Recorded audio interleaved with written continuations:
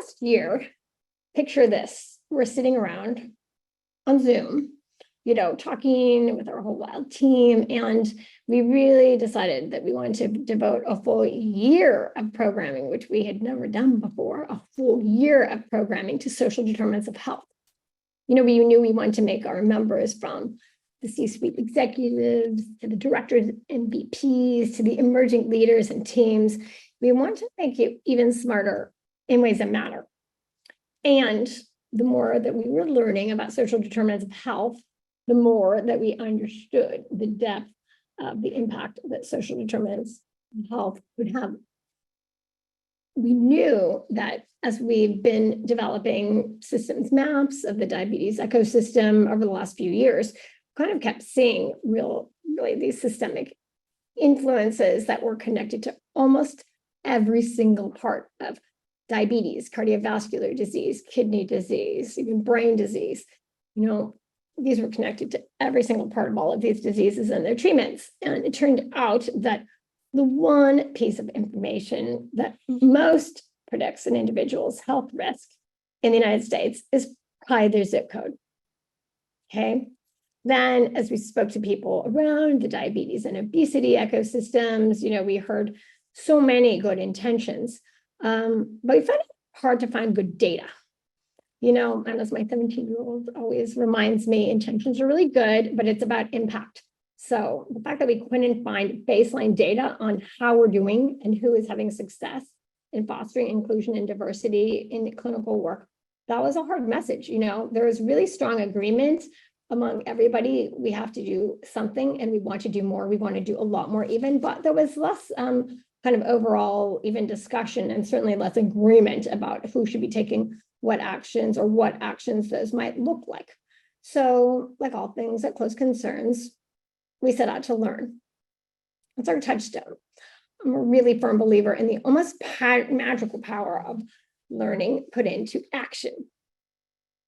And what we can do today is to learn both conceptually and practically how to make better decisions, how to address, maybe even solve real problems, and how to make this space better than we found it. And I think that is true no matter where you are coming into this topic, given the power of our speakers. So we've got an opportunity today to learn from some of the people doing the best work on social determinants of health, who can help us begin to translate our understanding into even better leadership decisions.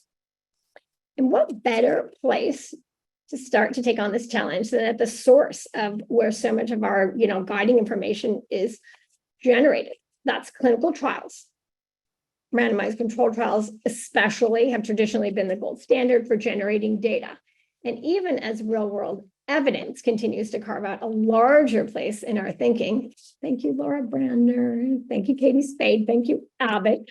We've done some really good work on understanding real-world evidence. And as we still are taking, a dive today into RCTs, that does remain the gatekeeper for initiating therapy, for regulatory decisions, for directing further areas of study.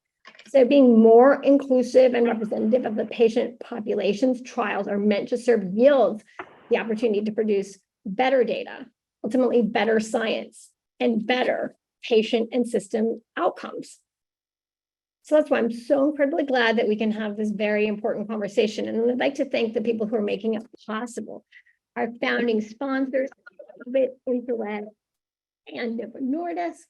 And we appreciate so much, all of the resources that you've all brought to us. Brainpower, the creativity, none of this would be possible without their support. So we begin with a discussion on clinical trial inclusion with experts from across the healthcare spectrum, including, and I still remember when Fatima first said yes, such a big deal, including all of the people that you have before us. And I say Fatima especially, she's our keynote speaker, and you're going to hear from her right after the panel. She's, as you know, a leading expert in obesity medicine, and really agent of change. It's okay if I say this provocateur, I think, much of the time. Dr. Ananta Addala, this physician, scientist, and pediatric endocrinologist addressing disparities in diabetes management and outcomes, and that's her research. That's her research, you guys. And to tell you where I was starting from, I didn't even know that that was an area of research until I was lucky enough to get to sit next to her on a plane ride home from the ADA. Dr. Rachele Berria, who's VP and medical head of US biopharmaceuticals at AstraZeneca, and really an established leader in biopharmaceuticals, in clinical research, and in academic medicine, and in communicating with people. And Rachele, especially coming off how busy AstraZeneca has been, particularly of late on this front. And we so appreciate you being here. And then Kendal Whitlock, this is the power of wild. We got to meet Kendal Whitlock, Carol, Kendal Whitlock through Tracy Brown just several weeks ago. She's a really big deal, you guys. She's the newly appointed head of digital optimization and real world evidence and clinical trials at Walgreens. So we are going to have such an interesting discussion with them, and we will be following up. We know that there are going to be many questions that are going to be coming in from all of you, and we're gonna get started. During the discussion, please remember to type your questions into our Pigeonhole link and upvote the questions that you especially like. And then, like I said, following the panel will be a very impactful keynote address from Dr. Cody Stanford, and the ability and opportunity to ask her questions. So, you guys, are we ready? Let's dive into the panel. So, we're going to start with Ananta, then go to Rachele, and then Fatima, and then Kendal. We just want to know if you could just start off by just telling us a little bit about, your what are your biggest goals with what you do? Share with us a little bit about that. Thanks, Kelly. And that was such a great introduction and framing for this conversation that we're going to have. And I think each of us will kind of give our own version, but I think if I could say what mine would be, it would be to be moving beyond words and over to action. So the thing is, when I talk to a lot of people about disparities pretty much all the time, as often as they'll listen, and sometimes even when they'd rather not. And usually there's a question of, gosh, it's so big, there's so much to do. And I'm not sure that I'm really in a place to impact it. And the pervasive nature of disparities, including into clinical trials, is such that no matter where you are and belong and identify within the diabetes community, there is a place for you to act. And it doesn't need to be revolutionary to start until you're moved for it to be. Oftentimes, those day-to-day activities that we're doing in our professional lives and sometimes in our personal lives can just be tweaked slightly, and then it starts having these impacts. And so I encourage people to not sometimes get overwhelmed, because it can seem like a pretty big problem, and it is. There's no downplaying that, but that there's this opportunity to act, and that's where we are, and everyone's kind of primed and ready. So I think what we're hoping, or what I'm hoping we can do in this conversation, is lay the groundwork. Here's a step that you can take that you didn't know was accessible, and then where can you go after that? I'll hand it off to the next person, because I think it's for everyone, right? Beautifully said, Yeah, Ananta. absolutely.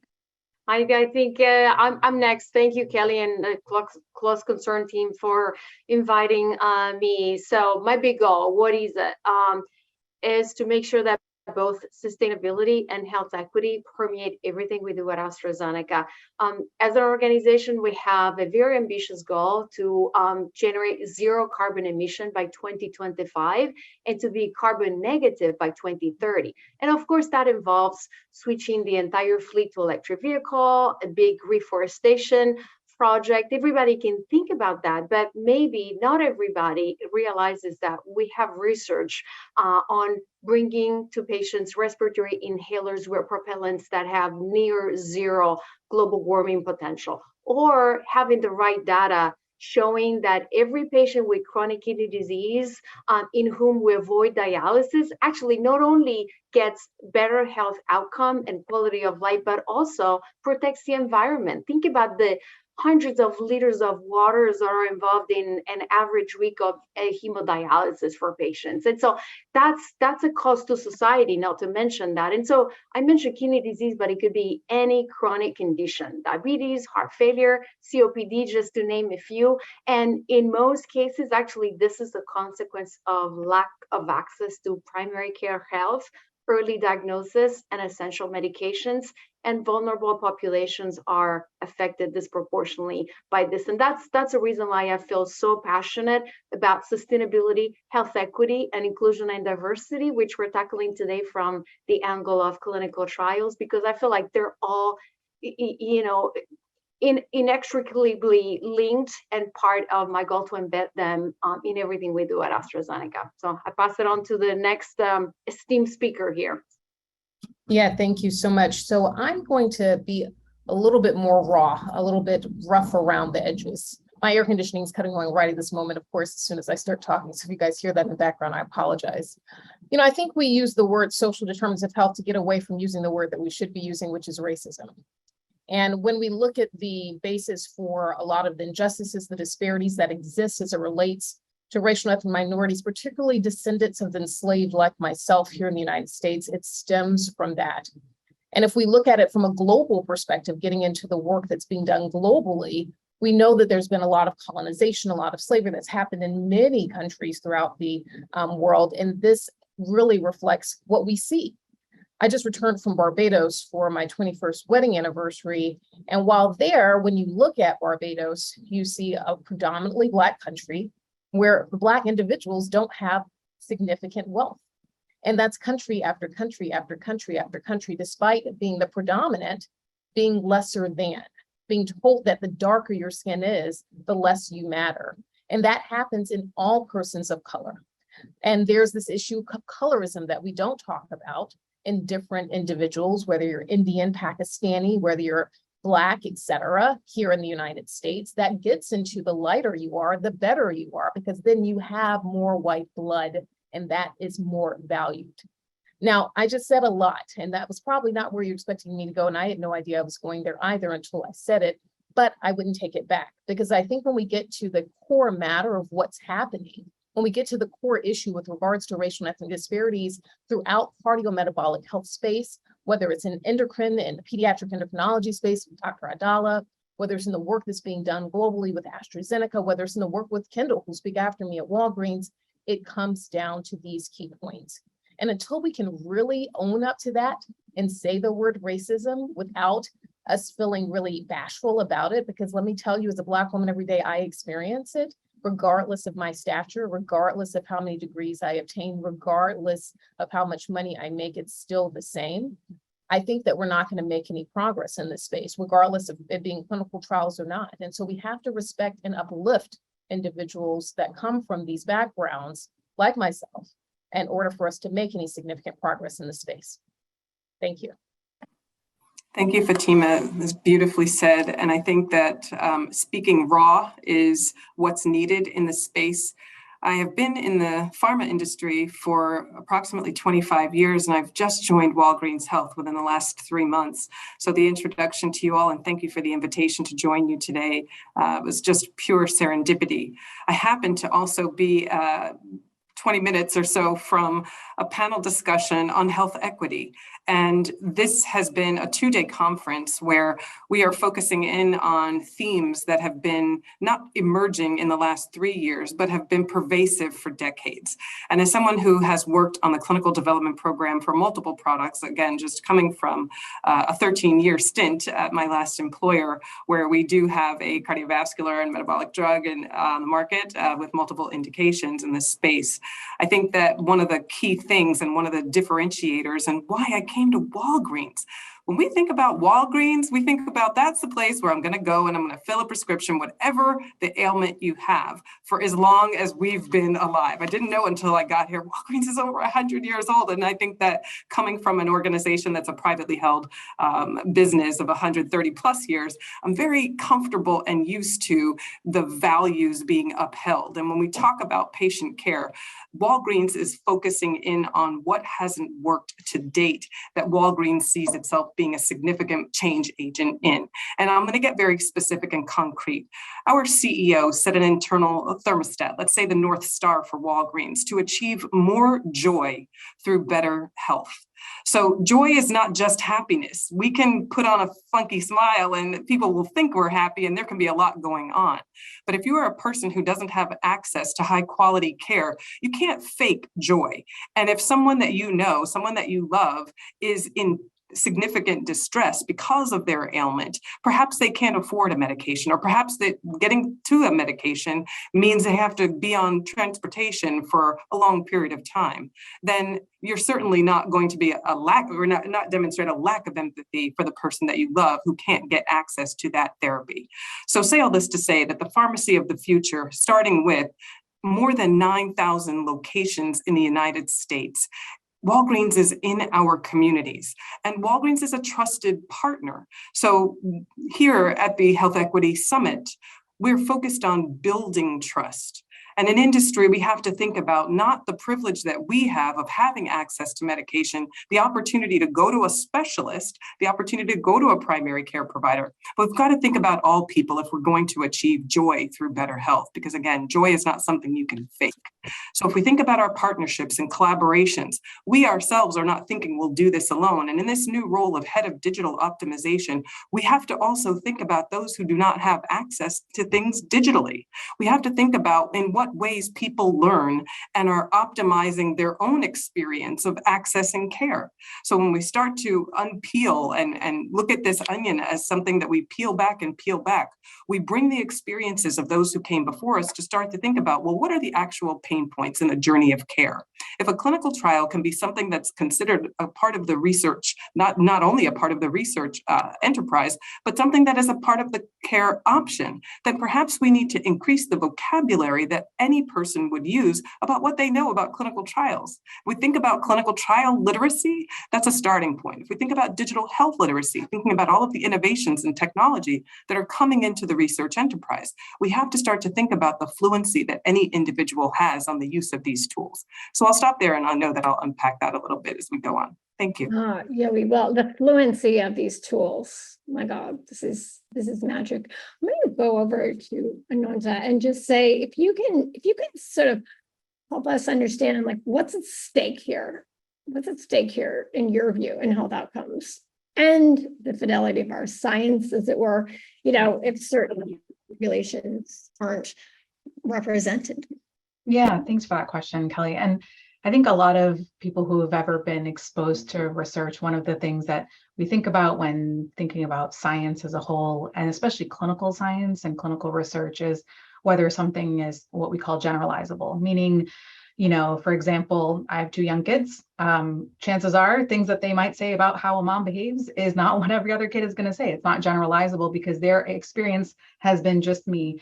And so taking something like that is really actually the foundation of a lot of how clinical research occurs if it's not generalizable, meaning if it cannot be something that can be expanded to more populations, then it just isn't quite as valid or quite as useful as it could be. And that's what's actually fundamentally at stake here in not having population representative clinical trials. The issue is that when you curate who you include and invite into research, and I'm very intentional about the word invite, because the systems that have been designed thus far have been built for and by individuals who hold historic privilege. And that's why, and it starts as early as how people are encouraged to participate in education, who's disproportionately reprimanded for truancy or other type of, so we really start, even as, I have elementary school kids, I'm going to keep picking on them here, even as early as their ages, you start seeing differences in how individuals are treated, particularly by their race, ethnicity, which is called racism. We're going to keep coming back to that, and by their socioeconomic status, mostly because of the way that their school districts are funded. And then there's this bridge, there's a sort of divergence that starts early on, and it continues to the point where people who are NIH funded researchers, the National Institute of Health researchers, 70% of them in 2018 who hold a R01, which is our sort of big clinical trials, they're non-Hispanic white individuals. And so what you end up is that people who are not representative of diseases as a whole, because they're not population representative, are asking the questions, are leading the sort of scientific query. And then there's inherent blind spots to how we ask things. And one of my, not my favorite example, but it is an example and it's very representative, is something like as straightforward as a heart attack.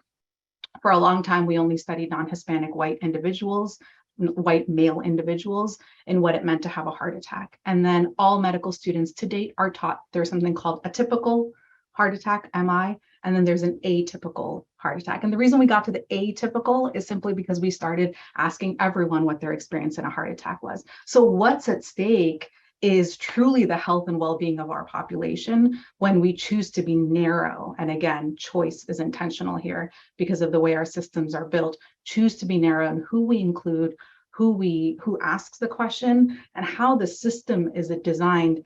And I'll say one other thing is, over the last 3 years, there's been sort of this awakening after the multiple murders that have happened and the highlighting that has happened at the national level. People are interested in understanding more, and sort of the woke thing to do is to say, oh yeah, communities of color there's just historic mistrust, and to stop it at that. But that is entirely unfair, because the blame then sits on the populations that have been systematically marginalized, and it just isn't fair. It's on us. We did the marginalization as a medical system, as a research community, as the folks who hold historic privilege. So it's really on us to start undoing centuries and generations of that. So what's at stake? A lot. That itself could be a 40-minute question, but I think where we can start is that this has to do with the health and well-being of every single person who has anything who essentially exists on our planet, because all of our clinical research in one fashion or another goes there. Yeah, what's at stake? The health and well-being of our populations. It's beautiful. You're just speaking truth there, and we have a lot of different pieces of truth. Just came at that, Ananta. So thank you. I think just moving, Fatima, to you. So like right there, what does success in clinical trial inclusion look like to you, and what's it mean to be representative and inclusive? We have all this stuff at our end, like, whoa, what is Dr. Stanford experiencing as you're involved in so many different trials that are yours, and maybe a lot that aren't just yours? Right. I think, what does it look like? Success looks like having it where we look at the numbers and we're not seeing underrepresentation of racial and ethnic minority individuals in those trials. I mean, if you look at by 2035 or 2040, depending on what numbers you look at, racial and ethnic minorities will be the majority. But why are all of the trials not reflecting that, right? So if we have primarily data that's applying to groups that don't represent the population, you can expect that our outcomes from those trials, in whatever domain of health they are not going to be directly applicable to those groups. But it's not just race and ethnicity. It's also making sure that when we're capturing the data, that we're doing it in a way that actually reflects what the person feels. So often in trials, we identify. So a person walks in, they look like me. Oh, that's a Black woman. She's, but no one ever asked me, what do I consider myself? What is it, my actual ancestry? And how does that change, how you might categorize me? We have investigators, we have research coordinators, we have all of those people that are identifying based upon what their visual inspection is, what the person is, instead of just asking the person, hey, what do you consider yourself? Oh, I might say, although this would be incorrect, I am of Hispanic descent, but I'm also I consider myself a Black individual. I am not of Hispanic descent, but you can't make the assumption just because you see me and see my name that I am whatever I am. So I think really asking individuals, but you can't ask individuals or even begin to think like that if you don't have a team that represents the people that that reflect that. And going back to what Dr. Addala said, I feel like she said at my keynote quite well. I feel like she was cheating and looked ahead at my slides. But one of the key things that I really noticed as someone that is funded by the NIH is the struggles that I had, in trying to get funded. Looking at the summary statements that were coming back that were completely misrepresentative of my background. I had one summary statement that said that they didn't understand why I was applying for 2 masters in public health. Why would I do that? That makes no sense. Why would you? this was in my actual summary statement. Oh, it doesn't seem like she has any experience in the field. Well, that's interesting because at the time I had 60 publications and you told me I had 4. So is it 60 or is it 4? I think those are 2 different numbers. And I think that you might judge my application differently. So, and then they called me as a Black woman, that's fine. That's what I am. But my research was about bariatric surgery. So is that what I should, there wasn't a focus on disparities. And we know that investigators that apply under the realm of disparities, the NIH has shown this themselves. If you apply under the realm of disparities, you are less likely to get funded. You're less likely to get funded because disparities research is not seen as rigorous research because it obviously must go back again to dealing with racial and ethnic minority populations, disenfranchised groups, et cetera. And so there's just a vicious cycle. And like Dr. Addala said, we could go on and on. I want to stop there, but that's where I just want to leave us. And so I say with success is undoing all those things I just said, which is not any small task. It's not any small task, but it is a whole set of tasks that can be deconstructed and can be put forward and can be measured. So with that, Rachele, we'll move to you and just ask, what are some of the ways in which AstraZeneca has looked at trial design, delivery of care? What's your thinking on this? Yeah, no, thank you. And, to follow on with more data related to this, I hate to make it all doom and gloom, but a few months ago, I read this manuscript in The Lancet. And it was a review of over 20,000 US clinical trials with reported results, and only half of them actually had race and ethnicity. And this goes all the way to 2020, not even 20 years ago. Okay, so that's the first data point that really gave me pause. The second one is that the industry-funded studies actually had a lower proportion of minority ethnicity volunteers compared to US government-funded trials. And so definitely this is a call to action to my colleagues and myself, to the point that our bold ambition is that by 2025, our clinical trial participants will reflect the characteristics of the disease population that we're studying. So that's, I wanted to put that up front.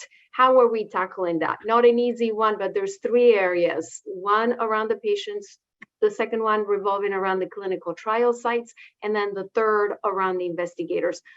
As far as the patients are concerned, we want to strike the right balance between the richness of the data and the endpoints that we're collecting and the burden of the volunteers, right? So the frequency of assessment has to be compatible with a normal work shift schedule. That's the first consideration. We want to use technology when appropriate. We learned from the pandemic. We used e-consent, electronic diaries, wearable devices to check heart rate, body temperature, oxygen saturation, as well as telehealth for follow-up visits. So that's another thing. And of course, we're struggling to get fair compensation for the lost wages for these people that sometimes work multiple jobs. So that's as far as the patients are concerned. Trial sites, that's another huge one. We support expanding the pool of trial sites into community-based practices, especially in areas that are historically disenfranchised. And so we do have a specific tool at AstraZeneca where we look at heat maps all throughout the US, where we want to focus our effort for intervention, medical education, and of course, clinical trial sites. Not easy because some of these investigators are research naive, and so you need to train them and do all of this, but we think it's worthwhile, right? And of course, it all depends on the intervention being evaluated and the endpoints, but it is our call to action. And of course, this begs also a question on the FDA of how serious they are in really endorsing the pragmatic trial designs. And, I think the leading indicators are all positive and we're moving into that right direction, but more and more we want that even part of the regulatory decision. And the third pillar is the diversity of the investigators. Of course, even who we're taking scientific advice from, if they are the, same old, we don't want it's a self-fulfilling prophecy, right? So we want to make sure that we have a fresh breath of ideas in conceptualizing our studies for investigators and advisors that are diverse in nature, and for the investigators that deal with the patients. patients, we know they're more prone to engage in research when investigators look and talk like them. And so those are the three pillars that we're trying to focus on. Not easy, but you have my commitment. Wow. So, Rachele, thank you. Thank you for that super explicit timeline and ambitious timeline. That's 2025. So we'll want to hear more about that roadmap, as it were. So thank you. And Kendal, we're going to move to you.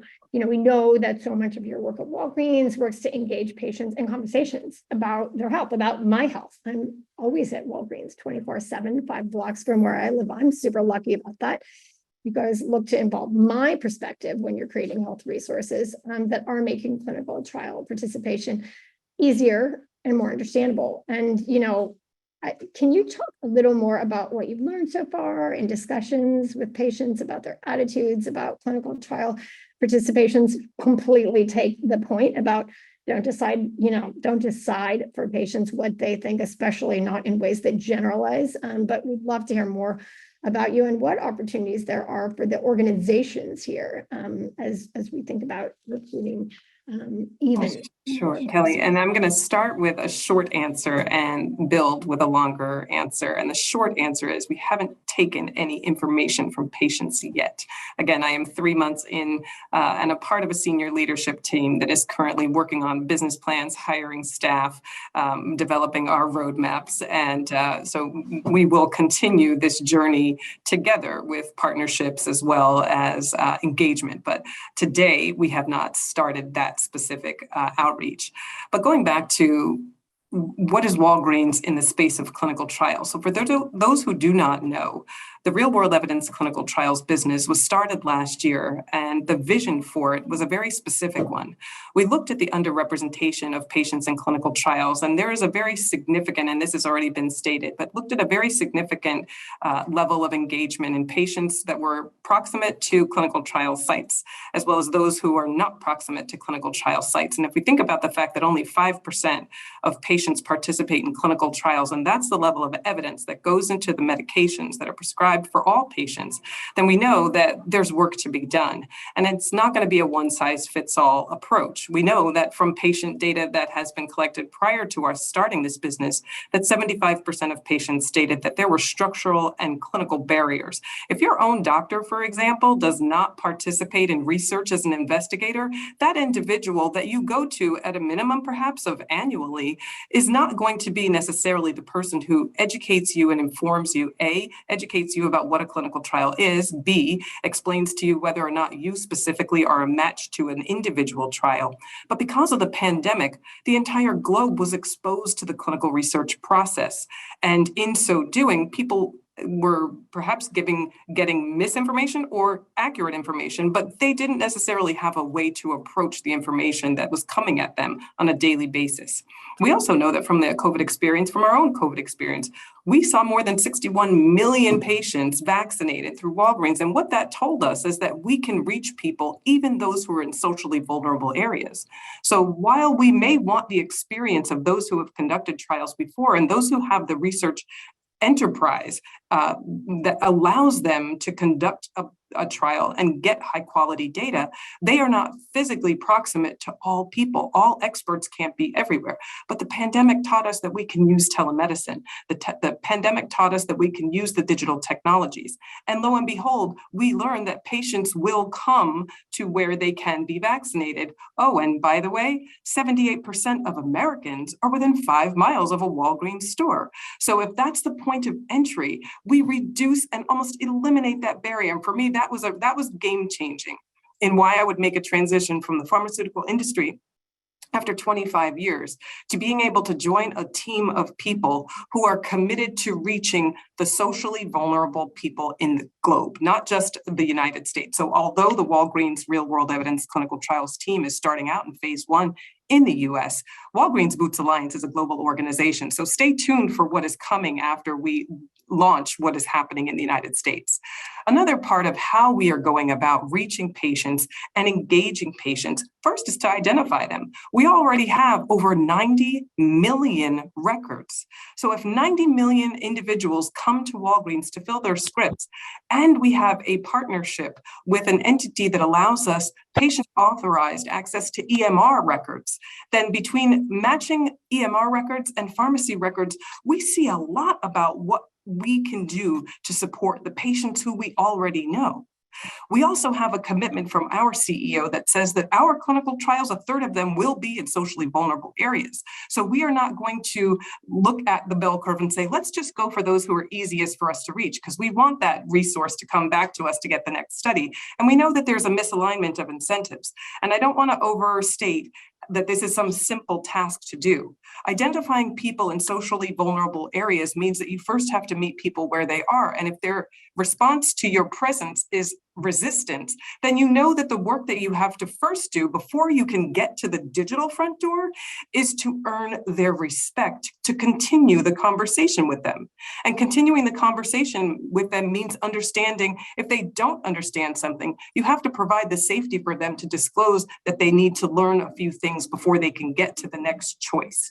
We have an entire Walgreens Health business focused on closing care gaps, and that's done strategically through our health cares. And the health cares are a configuration of the retail pharmacy that adds primary care medical services. So can you imagine matching not only the data with the physical footprint of the retail pharmacy with primary care medical services, so that if we do find ways to support our patients, we can refer them and have an entire infrastructure of those who can see other things that are going on with those patients.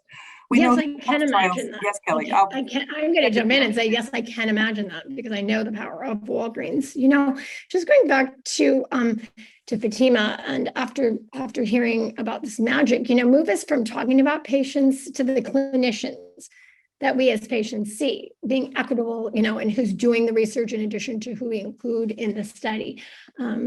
Take us back there. You made a few references to that in some of the conversations that we've had. Yeah, absolutely. So I think that when you have clinicians that look like you, then you are more willing to engage in research, particularly if your clinician happens to be a physician scientist like myself. During the early portion of the non-vaccinated pandemic, meaning pre-vaccines, Moderna, Pfizer, et cetera, I was tasked with running the first clinical trial for Amazon. And I had to bring people into the hospital who were terrified to come into the hospital, much like I was terrified to go into the hospital, because what were we seeing on CNN every single day but the death rate of individuals, because we had nothing else that we could do but treat symptomatically individuals that were coming in with COVID and COVID-related disease that was often due to poor chronic disease prior to COVID. They tasked me with getting at least 20% individuals that came from underrepresented backgrounds.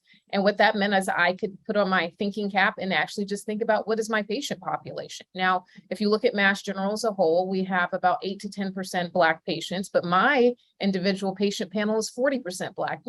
Why is there such a difference? Why is it 8 to 10% within the organization and 40% with me? Because what happens is individuals are like, wait a minute, she looks like me. Oh, wait a minute, she identifies with me. Oh, wait a minute, I want to continue seeing her. And then I want my mom, my dad, my grandparents, everybody to see her, hence me not being able to take any more new patients at this time. So don't even try, you guys, if you're listening. But the whole point is that they see me as part of their family. I see them as part of my family. I treat them with the dignity and respect that they deserve, hence them feeling comfortable coming in during the middle of the pandemic to actually be a part of that particular study. And so we were able to get to those numbers, both at the site at Mass General and also Pennington Biomedical Research Center in Baton Rouge was able to do the same, but it was because we had investigators that looked like the population and people that people trusted. The problem is really something very, very key, is that the number of Black doctors has only changed by 4% in the last 120 years. And so let me just say that again, 4% increase in Black physicians in the United States since 1900. We are in 2022, in case you guys were asleep and not aware of that key fact. The reason why that changed really goes back to some of our historic roots with the word that I brought up very early, which is racism. And I want to take us back to the Flexner Report from 1910, where my beloved American Medical Association decided to release a report that closed all of the Black medical schools in the United States, with an exception of Howard and Meharry. If you were a Black individual and wanted to go to medical school in the United States in 1910, there were limited options, basically Howard and Meharry and the other schools that were open at the time. But if you close them all, then you've cut off the chain of individuals being able to go to school. Now, that set us up for failure. And if you look at the next Black medical school that opened was Morehouse School of Medicine back now in the 1970s. So just a few years before from 1910. And then of course we started to see predominantly white institutions begin to accept individuals of African descent. But then what else did the AMA do at this time? They decided that they would not allow Black doctors to be members of the American Medical Association. In 2008, we did receive a formal, apology from the AMA. But I can tell you, doctors that are in my parents' generation, particularly the baby boomers, do not want to become members of the AMA because they were denied membership previously. And so why join an organization that kept you away? And you might be like, well, why does it matter? Well, to be on the staff of many hospitals during that time, you had to be a member of the AMA. You couldn't be a member of the AMA if you were Black. So then you couldn't be on the staff of many hospitals. And so the vicious cycle continues. And so these are key issues that we're seeing that pertain to what patients are experiencing. And what do they see when they come in the doors? Are they treated well? Are they treated equitably?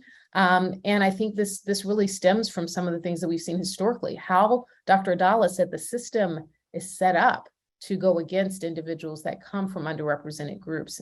So hopefully that's helpful, Kelly, for you. Oh my God, is it? Is it? I mean, bring it, because it is addressable. I'm not going to say it's solvable at this point, but I'm going to say it is super addressable.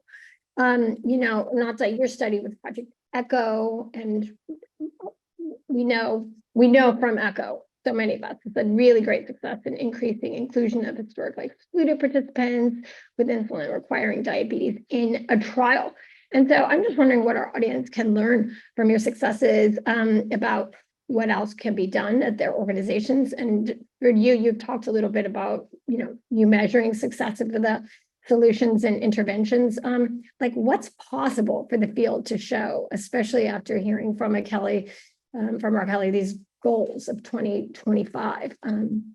Yeah, I think what's possible actually, it's as much as we're willing to do, right? And so it's as much as we're willing to dismantle. And I think when we come back to this, Dr. Cody Stanford talked about how important it was that people saw individuals who looked like her. And it isn't just sort of the external appearance, because I have heard some people push back, what does it matter, this, that, and the other thing. But I think coming back to how the system has been primed, truly every step of the way, it's been built, to sort of advance a certain group, typically non-Hispanic, white, high SES male individuals. That is typically who the system is primed for. So it is not just about looking, but it's that implied in the lived experience of individuals who don't fit that historical privilege, or even frankly, current privileged positions. We say historical, but every time I say it, I'm like, it's not quite history yet. I'd love it when it is.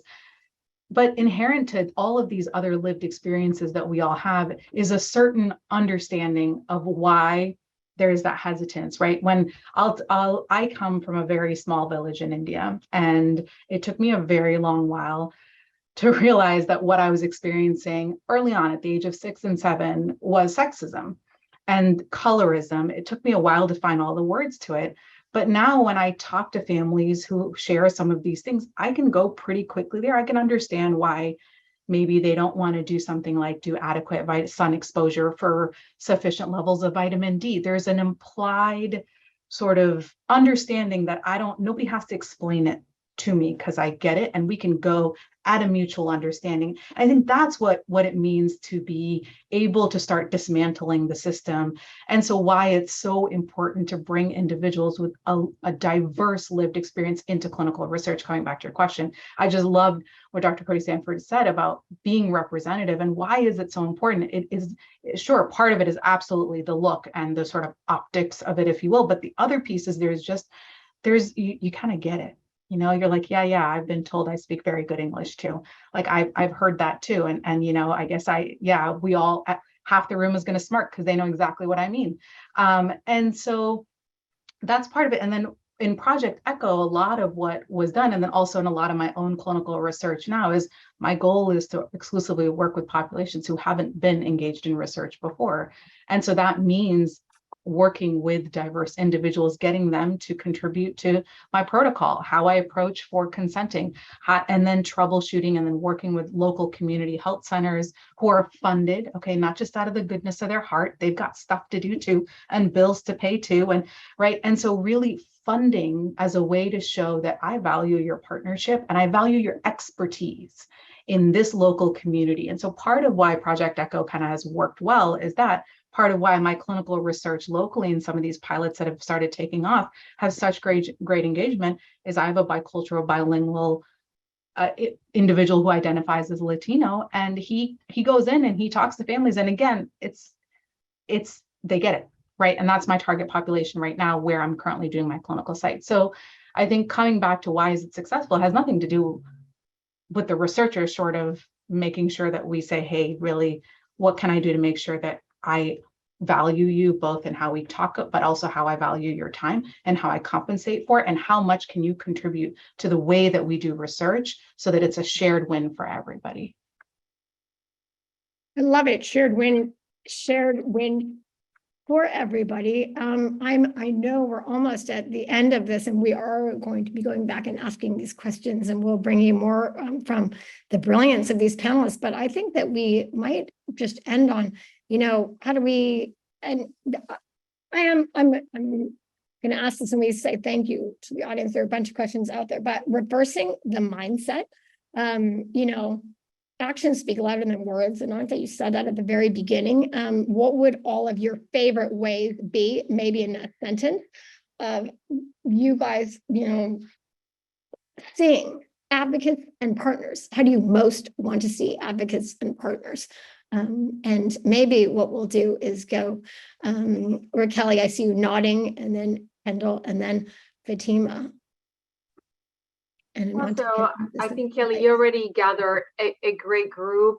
And so to me, if there was one person in the audience that understood the value of clinical research and expanding the representation, that would be a small win. And so what we could do is increasing the WILD network with trainees as early as in their residency or fellowship days, in such a way that it becomes ingrained in their DNA that clinical research is indeed part of healthcare. It's a lifeline for medication. It is a resource for patients to get their lab work done. And sometimes even a physician that can check on their health status. So that would be maybe my suggestion in simple terms. I love that. Expand the WILD community, because I feel like each one teach one, and I love the trainer model. So I applaud that and second that. If I had my druthers, I would look at not only the challenge of representation in clinical trials, but given the fact that data is sort of the new currency, and it's not just in research, but it's in every facet of our lives, I would want patients to be able to define their story with their data. And that means that in industry, we are not taking data and interpreting it as we see fit and then drawing conclusions from it without the lived experience and representation of those who can speak for themselves. patients are not unable to speak for themselves. So I'd like to see from and hear from patients to take the data and tell their story with the data. And if there's any inaccuracy in the way that their story is being told as translated by all of the output of clinical trials and of clinical care, then patients are at the front of that story so that they can help us to get it right. And I'm going to switch and go to the academic field because that's where I live, eat, and breathe every day. And I think that there is one key thing that we can do to really change what we're seeing in diversity in clinical trials at the academic level. And that is making diversity, equity, inclusion, and belonging integral to the outputs in academia. What do I mean by that? In order for me to get promoted, whether I'm at Stanford with Dr. Addala, whether I'm here at Harvard or wherever else, I'm really judged on my number of publications, the quality of the journal on which I submit, et cetera, et cetera. But never, ever, ever, ever in any institution to date am I aware of, am I judged based upon my contributions to underrepresented groups and improving their outcomes. The people that are leading academic institutions to date are those that come from backgrounds that have historic privilege. They are not required to do the work that I do, and hence the minority tax, hence the Black tax, whatever tax you want to call it, of me having to do the work, to do the research, to explain to you why you're racist towards me. Now, we could do that better by us taking up the burdens. If we look at the ending of slavery here in the United States, Harriet Tubman couldn't do it alone. She needed allies within the community, the Quaker community, et cetera, to help shift the narrative. But right now, what I see is the same people doing the work, but they're the group that is being hurt. So why are we putting all the burden? Why are we putting all the stress, the strain on those groups? And it's because it's not integral to the outputs in academia. We need to see people denied, promotion because they have done zero diversity, equity, inclusion work. I mean, that should be a criteria. Why is it not? Because it doesn't matter. Until that becomes one of the standards, we won't see it happen in our academic institutions. And I'm challenging those that are from academic institutions that are listening to me today, including my own, to really step up and not just talk the talk, but walk the walk. I love that. And I might even just say you're talking to your own institution. I am drinking orange juice. You're talking to your own institution, even your own institution, and maybe sometimes especially your own institution. Ananta, take us home. Yeah, and I was going to say, I think actually expanding on what Dr. Cody Stanford is saying is there's a pretty diverse audience here today. I didn't quite have a chance to take a look at everyone, but what that means is, that there's a relative positionality, a position of privilege that each person who's listening to this holds. And there's a way to use that relative positionality. And you might think, oh, but there's all these people that have much more power and privilege than I do. And that is probably the truth. But chances are wherever you can to be an ally so that there is a system level change. Because one of the things that I tell people is I don't expect everyone to have these conversations about racism and health equity. I'd love it if we did, but the nature of the human nature and societal nature is that this will pass. But if we can make structural changes while we are all ready and understand, truly take the moment to think about it. So if you are a department chair, then start doing promotions based on DEI. If you are a person who's in a community and a community voice, be sure that when you see that clinical trial advertisement, you retweet it. Sometimes the actions are small, sometimes they're bigger. If you're in academics, start picking up people who are mentoring, who you're going to mentor, who are underrepresented in medicine. Make sure that you're contributing to the pathways. There's so many places we can contribute. And my challenge, in addition to the department chair, is not mine. No, I'm kidding. Mine too, but she's on it. Is to think about what that actionable item is that you start. And then if you feel like you've already been doing the contribution, then chances are there's still a little bit more that we can do. So what's that next step? So if you've taken the first, what's the second? If you've taken the second, what's the third? Because we've got quite a bit ways to go. But I think we can do it. It's just a matter of actually doing it. Yeah, it is just a matter of doing it. And, from your lips, from all of your collective lips. Thank you so much. You're remarkable panelists for this remarkable conversation. I learned so much. I'm going to be going back and watching the recording of the session tonight, which we're going to get to everybody this week. And thank you for sharing this. Thank you also to everybody and the incredibly engaged audience. And we appreciate your questions and your participation and learning in community. What is learning community like this is really what makes Wild work. So I'm going to hand it back to Linda Smith-Beckhuizen. She's going to come back to the stage and a little more formally introduce Dr. Fatima Cody Stanford and her keynote presentation. Hi again, everybody. If you didn't meet me earlier, I am Linda Smith-Beckhuizen, and I am so honored to be here today to introduce our keynote speaker for this afternoon, Dr. Fatima Cody Stanford. After hearing Dr. Stanford speak on the panel, you already know how much of an impact she has made during her career, what a true force of nature she is, truly one of the most remarkable people I have met in my career. Dr. Stanford is an established researcher and clinician. She's one of the first fellowship-trained obesity medicine specialists in the US. We didn't even get to talk about your obesity medicine specialist, and it's so amazing. She has dual appointments at Mass General Hospital, at Harvard Medical School, and her work truly lies at the intersection of medicine, public policy, and health disparities. In addition to Dr. Stanford's work as a physician scientist, she is also leading the way for other scholars and researchers. At Harvard Medical School, she serves as equity director for the endocrine division, and she is director of diversity for the Nutrition Obesity Research Center. Not stopping there, at Mass General Hospital, she is the director of anti-racism initiatives, and she is a core faculty member for the Mongan Institute for Disparities, Solutions, and Health Policy Research Centers.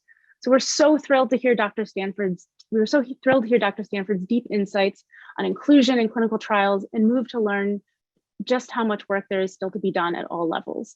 And so now Dr. Stanford is going to share with us her story on advancing to positions of leadership as a faculty member who is underrepresented in medicine and what obstacles she overcame and still has to overcome. In doing so, she will highlight the ways we can develop our own paths for advancement and support the advancement of our colleagues. Just as a little reminder, I hope you all stay engaged. We're going to be using Pigeonhole to ask questions to Dr. Stanford and upvoting questions that you share.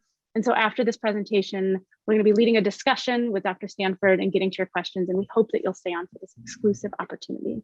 And now, please welcome back to the stage, Dr. Fatima Cody Stanford. Thanks so much, Linda, for having me, and thanks for all of you for your attendance. I will start from the outset and say what I will share about my life will feel raw. It will feel uncomfortable at times. I'm sharing it through my lens of just my lived experience. I can't speak on anyone else's journey. I can only speak on my own, but I hope it helps inform what the lived experience is for those of us that have made it to the pinnacle, to the ivory tower, but still every day have challenges as we navigate our time in medicine. And so I just want to set that at the outset and begin with that. I do have a few disclosures. They will not conflict with any of the material that I'm presenting today, but I do like to be upfront and direct about any consultancies and advisorships that I have. I do have a few objectives for today, and they include the following. We're going to describe obstacles associated with progress and advancement in medicine and science across the life course. I'm going to take you through my life in medicine. We're going to explore the role of race, ethnicity, and gender in medicine and science, and we'll discuss strategies to navigate disequilibrium encountered in medicine and science. And then I'll propose some potential solutions to drive sustainable change, but I'm thankful for the panel discussion that happened prior to, because it gives us a framework or reference to additional thoughts to consider. And I'm going to take you back to my early life. This is actually me at 5 months of age. This is my earliest memory in life. And a lot of people don't believe that I remember 5 months of age, but if you knew enough about me, you would really recognize that this is my first memory in life. And the reason why I put this up is not for you guys to say, oh, that's cute, which it is, right? I mean, I was adorable. But the reason why I put this up is to kind of set you a framework for, kind of how I was thinking through the things. This was the day of my christening. I remember this distinctly because my mom and maternal grandmother were trying to position me for this picture because I couldn't really position myself at 5 months. And, they wanted to put me here and then lay my dress this way. And I was just thinking in my head, I really just hope they get this together because I'm ready for this picture session to be over. It's my first memory in life, my faith being a huge part of who I am. And that'll set you up for kind of, what I learned pretty early in life about how this doesn't really apply so well to me as a Black young girl. And so switching gears, this is my maternal grandmother. We call her Mommy Joy. She's no longer living. None of my grandparents are, but I will say here that my maternal grandmother is who I credit with where I am today. I was very angry looking in this picture, and I'll explain why in the next slide. But my mommy Joyce was a first grade teacher and educator in in an area called Perry Homes, which was a area of housing projects in the Atlanta, Georgia area. And she was single-handedly credited with getting a lot of these children to attend college, but it was because of her early exposure to education, her pushing them, making them realize that they do indeed matter, that she was able to do that more than any teacher in any housing project in the Atlanta area for over 40 years.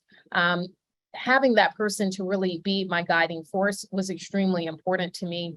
It's also why I went to first grade for 1 week and then went to second grade, because she taught me all of first grade. Thanks, Mama Joyce. She knew I had things to do, so I needed to move along quickly, and I appreciate her for that. And while I look really happy here, right, this is me at, in my 4-year-old class. This is me behind the sign right here. This is in Atlanta, Georgia. I think if you look at this picture, I want you to notice something. First of all, this is 1983. I want you to notice that most of the kids, or all the kids that you're looking at, happen to be non-Hispanic Black kids. We're at a private school in Atlanta. Atlanta has more doctors per capita, for example, particularly in my zip code, than anywhere in the United States. So our exposure to really success and progress in academics, whether it be in the fields of medicine and science or others, is different than what my colleagues experience. What I will often hear from people is that I must have grown up in Wakanda, because I did have all of these wonderful persons to really cheer me along. I've had the chance to reacquaint with my 4-year-old teacher recently in my 40s, and I asked her if I was different than I was at 4. She said, no, I'm very much the same. I just have more vocabulary words, but I was very intense back then. This is me and my sister on the right. By this point, I was in kindergarten. Actually, I must have been a little bit older. She's 2 years younger than me. And this is us smiling quite nicely here for the pictures. But I'm going to take you over to some things that weren't so pretty. So I talked about my faith being a major part of who I am, my earliest memory in life being my christening. But at the age of 3, I woke to a cross burning on my family's lawn in Atlanta, Georgia. And it was for the first time that I actually saw my parents scared and terrified, and didn't understand, because according to what I had learned, although very young, the cross was supposed to be a good thing, right? My christening was a good thing. I remember it being a positive thing. I remember everything else happening in the church being a good thing. Why were they terrified? What was going on? And this is the lesson of early childhood that I put here, which is, how do the parents of young Black and brown girls, and I'll put boys here also, but I was a girl, obviously, and how do you prepare them for the world that they now inherit? We talk about whether we'll teach our kids about racism or when is the appropriate age, but my parents didn't have that choice, because at the age of 3, they were having to explain why they were scared. Why was these people in these sheets with hoods on? Why were they in front of my lawn? I don't know if I completely understood, but I knew it was a bad thing. And I knew it had something to do with me and how I looked. And it reflected really quite greatly in how my parents communicated with me. So very early on, I learned that something about me is supposedly not valued. And it just happened to be the color of my skin. And that set me up for what I experienced and how to navigate those experiences in life. And so it's at this time that I want to kind of look at systemic racism. And I want to set this up. Dr. Addala actually set this up quite nicely. This is just a short clip. This is about 3 minutes in duration, but I think it'll set you up. And they do refer to my hometown of Atlanta, Georgia in this clip, but I think it will set you up. I'm going to look to Kelly and to Linda to put their thumbs up to make sure the sound is good when I start clicking. This is Jamal. Jamal is a boy who lives in a poor neighborhood. He has a friend named Kevin who lives in a wealthy neighborhood. All of Jamal's neighbors are African American, and all of Kevin's neighbors are white. Because Jamal's school district is mostly funded by property taxes, his school is not very well funded. His classrooms are overcrowded, his teachers are underpaid, and he doesn't have access to high-quality tutors or extracurricular activities. Kevin's school district is also funded by property taxes, so his school is very well funded. His classrooms are never crowded, his teachers are very well paid, and he has access to high-quality tutors and lots of extracurricular activities. Kevin and Jamal live only a few streets away from each other. So how come they're growing up in such different worlds with such different opportunities for success? The answer has to do with America's history of systemic racism. To understand it better, let's look at what life was like for Kevin and Jamal's grandparents. Decades after the Civil War, many government agencies started to draw maps dividing cities into sections that were either desirable or undesirable for investment. This practice was called redlining, and it usually blocked off entire Black neighborhoods from access to private and public investment. Banks and insurance companies used these maps for decades to deny Black people loans and other services based purely on race. Historically speaking, owning a home and getting a college education is the easiest way for an American family to build wealth. But when Jamal's grandparents wanted to buy a house, the banks refused because they lived in a neighborhood that was redlined. So Jamal's grandparents were not able to buy a home, and because colleges could prevent them from attending through legal segregation, their options for higher education were really scarce. Kevin's grandparents, on the other hand, got a low-interest loan to buy their first house and got accepted into a handful of top universities, which traditionally only accepted white students. This opened up a wealth of opportunities that they were able to pass on to their kids and grandkids. Even as late as the 1980s, an investigation into the Atlanta real estate market showed that banks were more willing to lend to low-income white families than to middle or upper-income African-American families. As a result, today, for every $100 of wealth held by a white family, Black families have $5.04. A 2017 study confirms that redlining is still affecting home values in major cities like Chicago today. This explains how Kevin and Jamal inherited vastly different circumstances. Unfortunately, the story doesn't end there. A big part of systemic racism is implicit bias. These are prejudices in society that people are not aware that they have. Let's go back to Kevin and Jamal.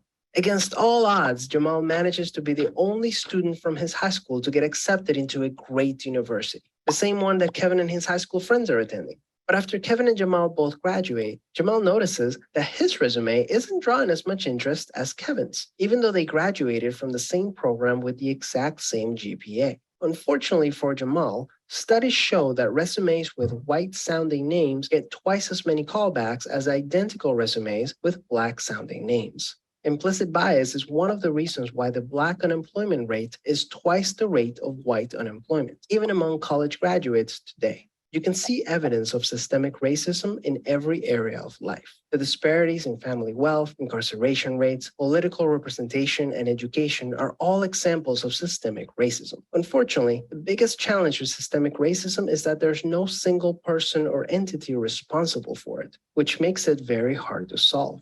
So what can you do? The first thing you can do is work towards becoming more aware of your own implicit biases. What are some prejudices that you might hold that you're not aware of? Second, let's acknowledge that the consequences of slavery and Jim Crow laws are still affecting access to opportunity today. As a result, we should support systemic changes that create more equal opportunities for everyone. Increasing public school funding and making it independent from property taxes would be a great start so that poor and wealthy districts can receive equal access to resources.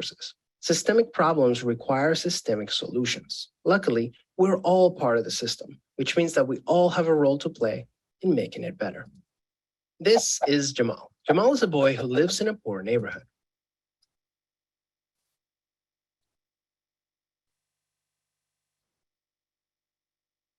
This is... Sorry, guys, I didn't want to advance. Despite all the things that you just learned there, I think that those things set up really nicely what we talked about during the panel discussion, how early access really leads to better progress. And I'm taking you now to middle school. We went to elementary school, started early life, and this is me in the 8th grade. I think this is really interesting as you know, I grew up in Atlanta, Georgia. This particular play that I'm talking in now is Black Youth on Trial. There happens to be one of my white classmates who's serving as the judge, juxtaposed by the Confederate flag in the back here, which was the flag for the state of Georgia, almost as if I staged this photo for today for you guys. It shows you what I was up against even then, before the flag changed, as we recognized the racism reflected often by the display of the Confederate flag in the Deep South. To my right, still living a normal, healthy life with my cheerleading days ahead of me, and then my early introduction to clinical research, which has definitely set me up for the work that I do today. Here on the left was my first NIH-funded investigation, which was when I was in the 10th grade, or between my 10th and 11th grade years. This was research that then took me to serve as one of the representatives of the United States at the International Science and Engineering Fair in Hamilton, Ontario, Canada, back in the mid-90s. It really shows you that this early exposure can indeed play a role. I think my work as a physician scientist was definitely governed by my early introduction to clinical research and recognizing that I indeed had the ability, the know-how, the wherewithal to conduct scientific research in such a way that it could be meaningful and useful to my community and those beyond. This is me as I was graduating from high school. I was named to the USA Today academic team, Ebony Magazine's top students. And this is me on the right as valedictorian of my high school class. I am a product of the Atlanta public school system and thankful for that. Although if you look at many of my classmates, they did not have the opportunities to go on to do what I did, much reflecting what we saw in the video, where there are those key individuals that make it out and make it beyond, but that not being reflective of every single person. And a lot of that is because of my privilege, my grandmother, my parents, and the resources they were able to afford me as a young Black woman growing up in the Atlanta, Georgia area. And so it took me over to Emory, but I will tell you that when I was applying to school, I applied to 69 schools because I wanted at least $1 million in college scholarship offers. I ended up with 2.1, thankful for that. And so you can extrapolate that to dollars today. This was in the late 90s. And wanted to go to Emory because this was where I got my first NIH funded, research. And so why not go to a place that was there to set me up for success? But let me take you to my first week of school as an Emory scholar. It's a Friday night and I get a knock on my door. When I went to open the door, the Emory police were standing there and they asked me who was in my room at the time. In the room at my time was my roommate, as to be expected, and my boyfriend, who is now my husband. And they said, well, may we speak with him? I don't think I could really say no. So I asked my now husband to speak with the gentleman in the hallway. So they carried him into the hallway, or had him walk into the hallway, and asked him if he was carrying a gun into the building, into the dorm on that Friday at around 6:30 p.m. He said, no, I've never actually held a gun in my life. He said, well, we got a report that there was a Black man that was carrying a gun, and you're the only Black man in the building, so it must be you. After which they escorted us outside the building, including my roommate at this time, and we realized that they had evacuated the entire building, and we were the last room to be evacuated. My first week as an Emory scholarship recipient. When we get to the outside, one of my classmates at the time, a young white woman, says, there he is, there's the guy with the gun. I will tell you that my husband had a Black keychain about the size of a silver dollar. And that was the Black thing she saw in his hand. Yet we were being evacuated out of the dorm because the Black man who's in the building must have a gun. You can imagine that our experience together, the woman that actually reported a gun being held by my husband, who did not have one, was challenging. And then if you fast forward to med school, as a more senior medical student, I was assigned a mentee. And the mentee says to me, oh, my sister went to Emory. I wonder if you know her. And when she tells me the name, it is the name of the woman that reported my husband for carrying a gun. So you can imagine how that mentor-mentee relationship worked out. To the right is me at the top. Actually, I was a little bit beyond college in this picture, but I was the first Black president of the Inter-Sorority Council, the first Black president or vice president of the student body, went on to be inducted into the Emory College Hall of Fame. But, still facing barriers. Another class that I was in pretty early on in my career at Emory, I had a student tell me, a white female student tell me that she wished that when she was applying to school that she could have put on her application that she was a Black female because it would have been easier to get in. After which I immediately replied, I have no idea what your GPA or SAT score is or was, but I can tell you mine is higher than yours without looking. So don't assume that because I'm standing here or sitting here that I have lesser credentials. But this is the constant thing that I have to deal with or had to deal with then and continue to deal with on a daily basis now. For some reason, it's moving backwards. I don't know why it's moving backwards, you guys, for some reasons. All right. So this is taking you ahead. This is taking you beyond college. This is actually taking you to 2001, when I received my Gold Congressional Award from my congressman growing up, Congressman John Lewis. Congressman John Lewis was one of my key mentors, and really a person that I credit with me saying exactly what I feel when I want to say it. He said to me on the day that he gave me this Gold Congressional Award, Fatima, please never stop fighting injustice. And while we did lose him in 2020, I felt like I lost obviously a mentor, but he told me and charged me with that back in 2001. And in his memory as one of the key civil rights leaders of our era, I will continue to do the work that he's guided me through. This is me here on the right, actually on the House or on the floor of Congress, receiving that award from my congressman, John Lewis, in my 5th congressional district in Georgia. And then taking you just still to 2001, this is September 1st, 2001, 10 days before 9/11. What a way to set up your marriage. I mean, just you can't even make this stuff up. I was on my honeymoon when 9/11 happened. It just so happens that today is September 12th. That was the day I was supposed to come home.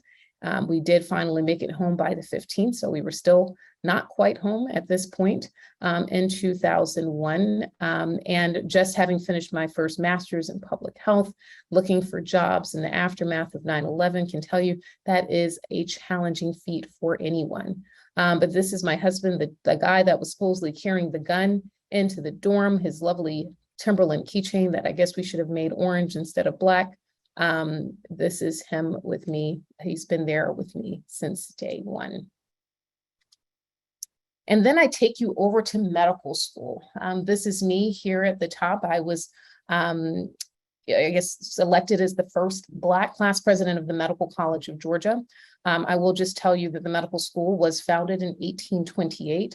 This was 2003, so just a few years from 1828, when they are having their first / only person to be class president to date. You can see me here looking quite vibrant and excited about starting my career. Here again, my husband, my dad, my mom, my sister, and myself. But let me explain what happened with this with this historic election. So when I got to school, I knew that I wanted to run for president. One of my classmates came up to me and said, well, you know, Fatima, you're really social. I think you should run for social chair. And I was like, well, that's interesting because I'd like to be the president. I ran against 3 of my white male colleagues and won with 74% of the vote. So we're going to call that a victory, I think pretty decisive. As soon as I received or got word that I was elected class president, I received a call from the historian of the university.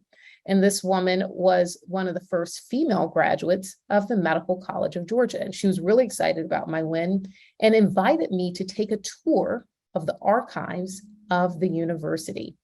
And I said, okay, well, I don't know what that entails, but I'll come and take the tour. She wanted to show me some things. And so we did commence. And so when I went on this tour of the archives of the university, I kept running across pictures that looked exactly like this one. And so I want you to take the time to kind of study this picture closely. And I didn't even have to study it. There was one thing that really jumped out at me, and that was this gentleman in the back of every single picture. But I just told you this medical school was founded in 1828. These are the first classes. This means this is the antebellum South, clearly in the antebellum South. So of course I asked her the question, and she says, Fatima, I'm so glad that you asked about him. This is Grandison Harrison. He was a slave who was purchased by the anatomy and the physiology professors to rob grave sites, particularly the Black grave sites, by which to study and learn anatomy. This is the grave site that he primarily robbed bodies from, which were primarily Black bodies in the Augusta, Georgia area. He eventually outlived the people that purchased him and was able to become free. So I was really concerned because the key event that you do as a first-year medical student is the cadaver memorial ceremony. So I felt it was important for us to acknowledge Grandison Harrison for his contributions to the early education of the medical school. When I brought this up with my fellow 17 other class officers, they were very disgruntled that I would want to acknowledge Grandison in any way, form, or fashion. Why would I bring up our dirty laundry? Isn't that in the past? I felt it was my duty and really kind of my, charge, particularly in making sure I fought injustice, making sure that we acknowledge those individuals that have come before us to acknowledge him. When I made kind of that executive privilege or decision to move forward with acknowledging him, it was from that moment on that I had things thrown at me in class every single day for the rest of medical school. And then an anonymous newsletter was published that went out to the entire medical school students, residents, faculty, alumni, which stated the following about their beloved first year class president. It talked about the width of my nose, the contrast of my teeth to my skin color, the width of my ass. These were the things that they wrote in an anonymous newsletter that went to the entire student faculty body. Instead of anyone getting scolded because we didn't know necessarily who did it, I had to navigate that stressor on my own. I mean, I would say the stress of becoming a medical student in and of itself is challenging. And yet every single day I recognize that something will be thrown at me in class if I do decide to attend class, or I'm going to have some anonymous newsletters published about me, talking about my Black features and how they differ from what should be, quote unquote, considered the norm. Despite those challenges, I went on to win all of the student research forums and research during my career, not supported by my institution at the time. On the right is me winning the Eastern Student Research Forum, which was for all medical schools on the East Coast. At the top left is me winning the Wilbert C. Jordan Research Forum, and me continuing to make progress with my husband by my side to help me through these challenges. And this is me on graduation day. Despite the challenges, I was very happy to obviously be done with my career, and then hopeful that my parents, people that looked like me, unfortunately did not have to be under the care of many of my medical school classmates, because if they were willing to treat one of their own the way that they treated me, imagine how they'll treat those that they don't have any relationships to. Here on the left are kind of some of my awards and honors. I wrote my first medical school text while I was a medical student, that wrote oversaw the whole series for McGraw-Hill. When this was found out by my institution, they wrote an entire article congratulating the faculty that reviewed my book, and 9 months later decided to acknowledge me, the actual author of the book. So these were things that were consistent themes that I saw in my career. I went on to initially do a fellowship in orthopedic surgery, sports medicine in New York City. This is me in the operating room. I think we're doing a total knee reconstruction or something of that sort. Me on the fields, I oversaw all of the athletic games for the high schools when I was there in New York. And so you can see us there, and believe it or not, in New York City. For high schools to play football, there has to be a doctor on the field or the game is forfeited. So they are serious about their litigation in New York City if you guys are coming from there. Then we jump over into my residency time. I did residencies in internal medicine and pediatrics. This is me winning the Paul Ambrose Award for leadership amongst resident physicians. Unfortunately, Paul Ambrose was killed in one of the planes in 9/11. Was really a strong advocate of work and equity. And so that was receiving that award. Went on to do my training in media with the Discovery Channel here. And this is me doing a show here on living with advanced non-small lung cancer. And then really beginning my work looking at obesity and barriers to research here. This is me giving internal medicine ground rounds as still a resident physician. I'm serious about a few F's. I guess the one of them must be Fatima, but Fatima, faith, family, fitness. And my fitness is a lot of how I keep my sanity. I do a lot of kickboxing. You can imagine that a lot of people have been destroyed that don't know they have been destroyed, but it's a good way for me to let out the frustration that I often have, and no one gets hurt. And then my body gets fit. It's really great. To the right is me presenting my research in the residency arena. Went on to win several awards with my research at that time. A lot of my work at the time was looking at physical activity, medical students, residents, and fellows, and how that resonated with the general population as a whole.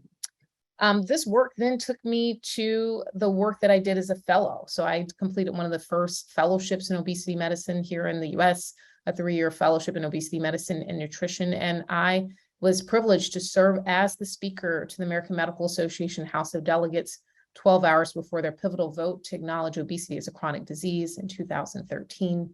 And so this is what you're seeing on this particular slide, really kind of that shift in how we look at obesity. But I love school. And the reason why I have 5 degrees is because I enjoy school. And everybody says, well, there'll be a 6th, and I have no idea. Well, I guess we just have to wait to find out. This is me at the Harvard Kennedy School of Government, serving as a Zuckerman Fellow. My best friend with me on the left, my family here in the middle. And for those of you who may know David Durgan, who served as a advisor to 4 of the US presidents, serving as the head of Center for Public Leadership in the fellowship that I was doing at the time. And the reason why I went to do this work, a lot had to really do with understanding that what I do in obesity medicine and equity, particularly in health, is really governed by what happens at the government and policy level. And so wanting to be able to frame the conversation in such a way that I was able to make progress in the field.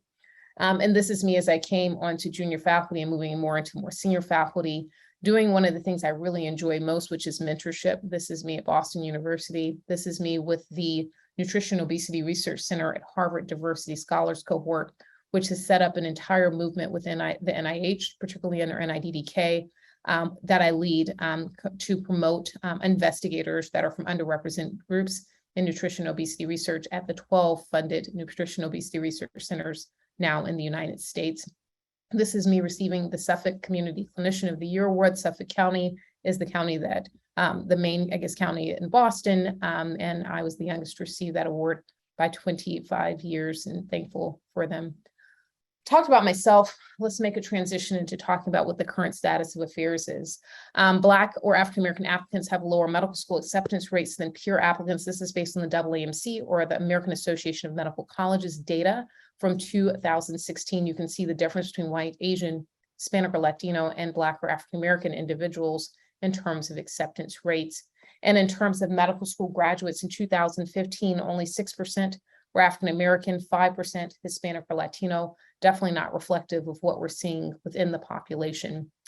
But I want to point out this, and I know this is a little bit small, but I want to point out the key thing that we're looking at here. And this question that was asked to medical students in 2005, 2010, and 2015 was the following: do you plan to work primarily in an underserved area? That's the question. And I think that we can quickly look and find that there is one group that plans to work in an underserved area, and that is Black or African-American across the board. Now, if that's the case, but we're only accepting a few, how are we ever going to make any change or shift if we know that these are the people that are more likely to go in the communities that they may have often grown up in, but aren't able to get even into med school to be able to work in those communities? And then I want to point out this really important point. And I think that when we look at the wild audience, we're looking at a lot of women that are here. There are some men, and I appreciate you men for being here as allies. And that's an important fact, is that 39% of full-time faculty are female. But I want to point out something that's really quite dismal, and that's this 4% number that you're seeing here to the left.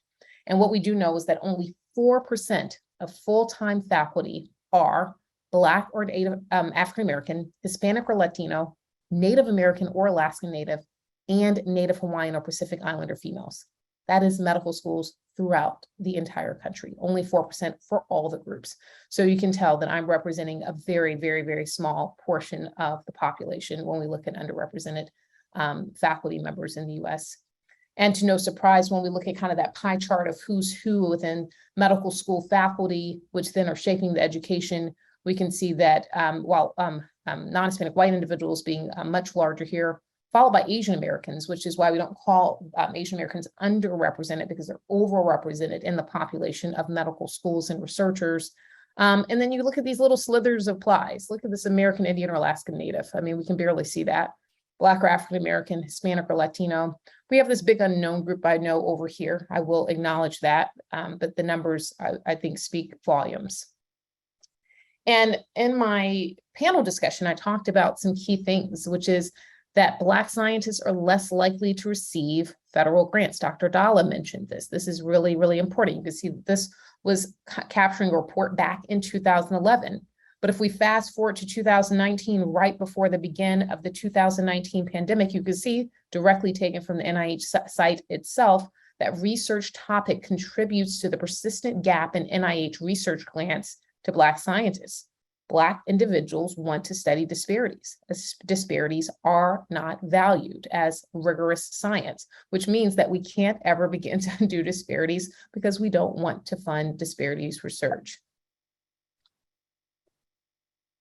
And so this cartoon really reflects how I feel every day. And I want you to just take a look at this. It says, what's the matter? It's the same distance.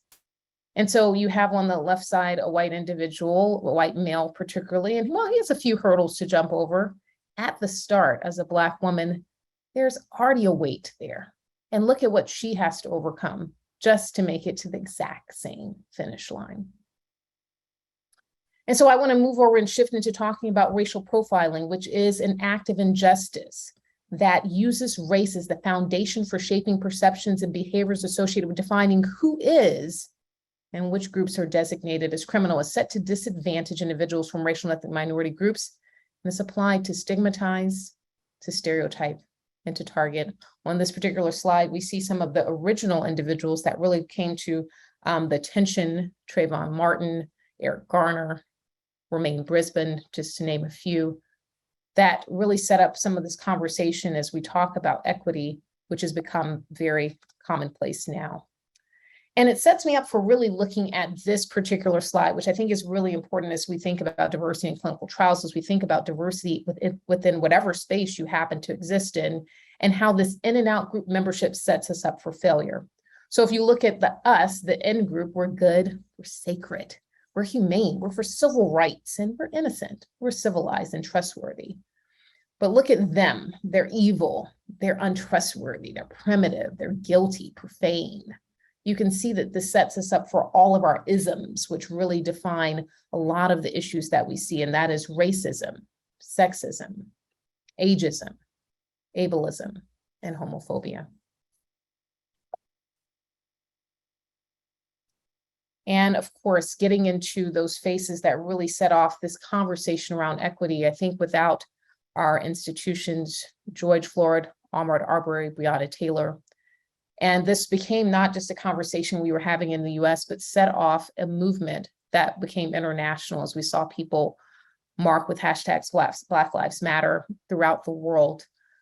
And it began a conversation that I think is important to have, but like I think was stated earlier in the panel, these conversations need to change into action, or they just make us feel very, very spent and feel like nothing really happened. I'm not going to play this video here, but I do want to show you the density of this crowd from my window in downtown Boston. This is one of the Black Lives Matter protests, and this was over 4 million people that marched through the city of Boston. I have obviously ability to look down on the crowd, which is quite nice. This happened in this density in terms of walking through at a pretty steady pace, lasted for over an hour and a half. And it showed you that a lot of us were really fed up. I talked about the American Medical Association, which I have had the privilege of serving as the chair of the Minority Affairs section. And it was at this time that we saw a major shift in the conversations coming out of the AMA at the time. Then president, the first Black female president, Patrice Harris, and Jesse Ernfield, who is now president-elect of the AMA, talked about police brutality and how it must stop and how it contributes to health inequities. And then, of course, these things that I won't spend a lot of time talking about because this group is well-versed at looking at the interplay of systemic racism, cultural racism, and interpersonal racism, and how the intertwining of these three types of racism really contribute to poor health outcomes, particularly amongst the descendant of the enslaved like myself. And then we saw these lovely spectacles, and I'm going to call it a spectacle even coming from my own institution. This is at Mass General Hospital, White Coats for Black Lives, where we see a lot of galvanizing, a gorgeous picture that I'm able to share with you today. But I caution you guys to recognize that when we see spectacles like this that don't translate into anything that feels visibly or palpable to individuals that look like myself, it feels like really kind of a punch in the stomach, okay? I'd rather you not do this and just just make it, call a spade, than to do this and not make any change. And so that brings me to this 1 minute long video as we talk about privilege and the privilege that many of us are unaware that we have.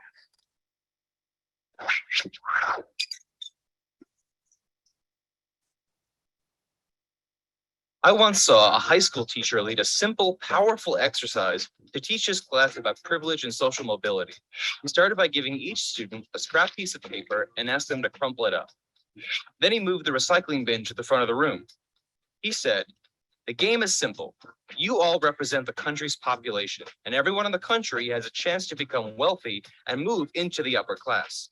To move into the upper class, all you must do is throw your wadded up paper into the bin while sitting in your seat." The students in the back of the room immediately piped up saying, "This is unfair." They could see the rows of students in front of them had a much better chance. Everyone took their shots and, as expected, most of the students in the front made it, but not all, and only a few students in the back of the room made it. He concluded by saying, "The closer you were to the recycling bin, the better your odds." This is what privilege looks like.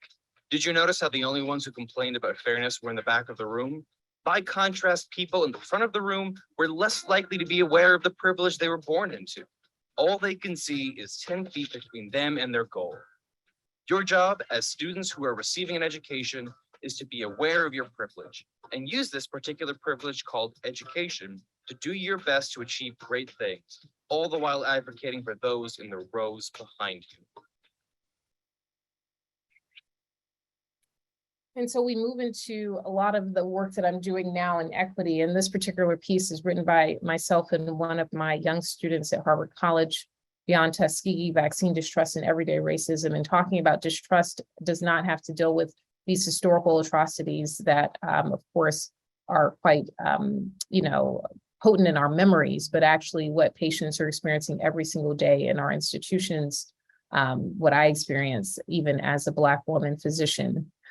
Here is one of the physicians that unfortunately died. She is actually a Black woman family physician. She documented her experience live as she unfortunately died from COVID-19. She talked about how when she took off that white coat as a physician, how she was treated as just, the scum of the earth, and documented all the way up until the time of her death. My perspective on racism in medicine, I spend a lot of time talking about, hopefully that I am able to help others understand that they're not alone. And I've had many of my colleagues from around the country come to me and say, "Wow, thank you for expressing your opinion, your experience." On the left, an issue that I published in Racism, it's called Racism is Medicine is Alive and Well in MedPage Today in the Lancet, Superhuman but Never Enough Black Women in Medicine, as I capture my experience as a Black woman in medicine. And then, of course, this being captured in life expectancy, by birth, race, and ethnicity, and particularly in the COVID-19 era, where as a Black individual, I'm expected to live for less time, and that has continued to taper down after the pandemic for all groups, but most steeply for those that are from non-Hispanic Black individuals. I encourage each of you, if you've not done so, to take the RACE IAT, which is the implicit association test. It is a free test where you can find out if you indeed yourself carry biases. We all have our own biases, but if you don't know that you have them, you can't begin to work on the person that's most important. And that change begins with self. It begins with you. And so when we talk about how do we become an anti-racist, I absolutely love this picture here because it really talks about what we need to do.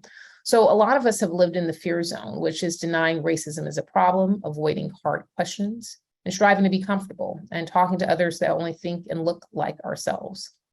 I think a lot of us are moving to a learning zone. Just you being here today means we're in that space, recognizing racism as a present and current problem, seeking out questions that make you uncomfortable, understanding your own privilege and ignoring racism, and educating yourself about race and structural racism, being vulnerable about your own biases and knowledge gaps, and listening to others who think and look differently than yourself. But I think in order for us to make real progress, we need to spend our time primarily in the growth zone, which is identifying how you may unknowingly benefit from racism, promoting and advocating for leaders and policies that are anti-racist, sitting with discomfort, speaking out when you see racism in action, educating your peers about how racism harms our profession in medicine, science, and all other professions, not letting mistakes deter us from being better, yielding positions of power to those otherwise marginalized, and surrounding ourselves with others who think and look differently than ourselves.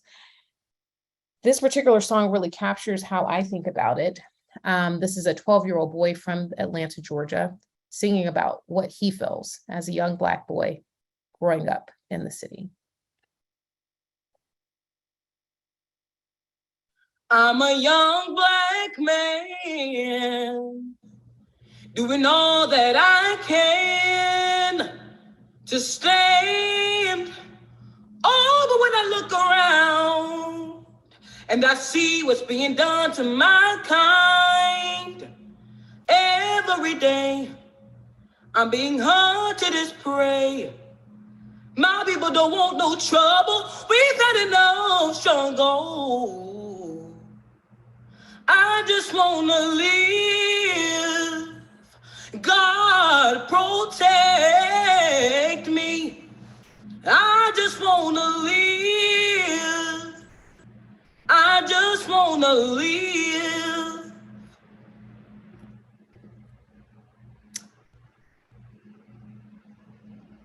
So in summary, there are various obstacles associated with being underrepresented as a faculty member and as anyone in any field or profession. Concerted efforts to improve all facets of academic life, medical life, scientific life for underrepresented and minority are indeed necessary, and strategies to address structural racism should be developed to allow for optimal academic success and productivity for sustainable change for underrepresented and medicine faculty. And these are a few things that we can think about, although I think this was best captured in that full conversation we had before. And that's ensuring that diversity and inclusion is ingrained within the culture by making it integral to the missions and outputs within the organizations. Integrating stakeholders from all levels of the organization, ensuring that all groups are included in the discussions to enact and maintain diversity and inclusion efforts.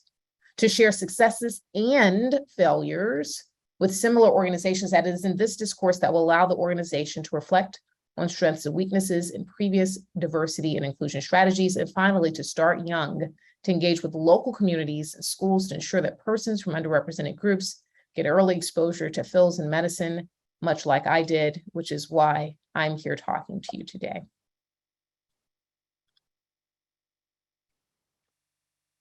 I do want to thank you so much for your time. Again, my name is Dr. Fatima Cody Stanford. I'm an obesity medicine physician scientist at Mass General Hospital, associate professor of medicine and pediatrics at Harvard Medical School.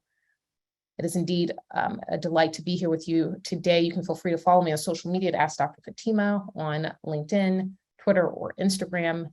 And I want to turn it over to my team here at Wild and Close Concerns. Thank you very much for having this stage. And I look forward to your questions.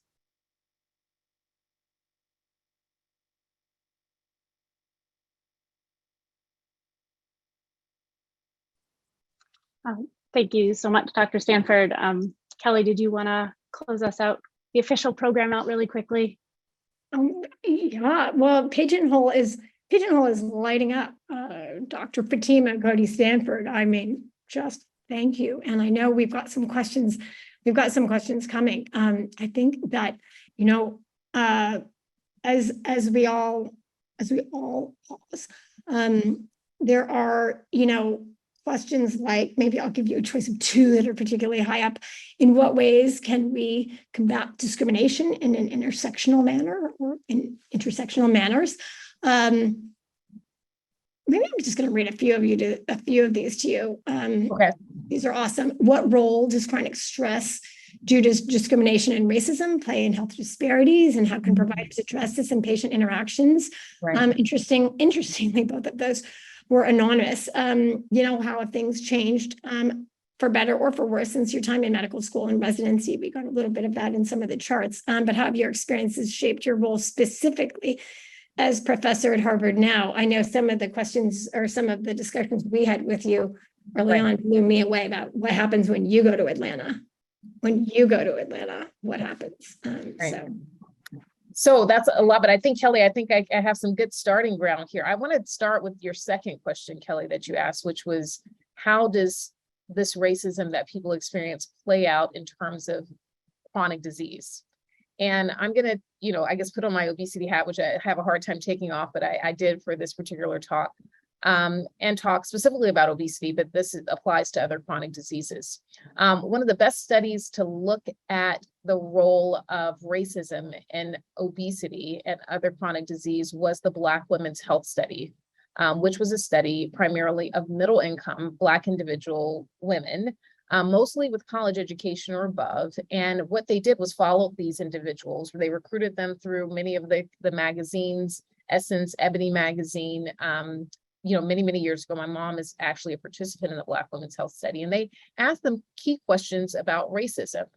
And what they found was those that had more experience with racism, that had actually experienced racism, actually had more aggressive chronic disease, from obesity to diabetes, et cetera. So you might be like, well, why is that? So when we have inflammation in the body, non-specific inflammation, which is characterized often by stress, even the stress during the COVID-19 pandemic, increased stress within our body, it causes the storage of fat or adipose tissue.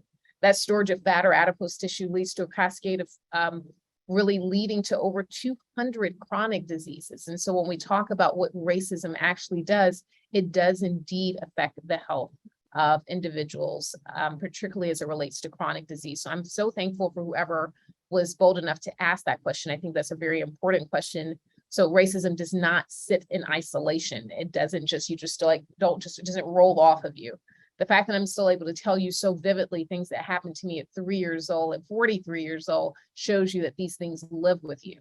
One of the things I want to say, and actually I didn't say this didn't come up on our panel, but I can tell you that even the way we talk about racism is it minimizes the experience. We talk about this term of microaggressions, right? Microaggressions means small. That means what happened to you really was kind of tiny. I'm going to really change that. I'm going to say that these are macroaggressions, because if they still live with me 40 years later, it wasn't a small thing. The thing that, oh, you got a paper cut 2 weeks ago, that was a small thing. These are macroaggressions. And when we need to think about changing the terminology.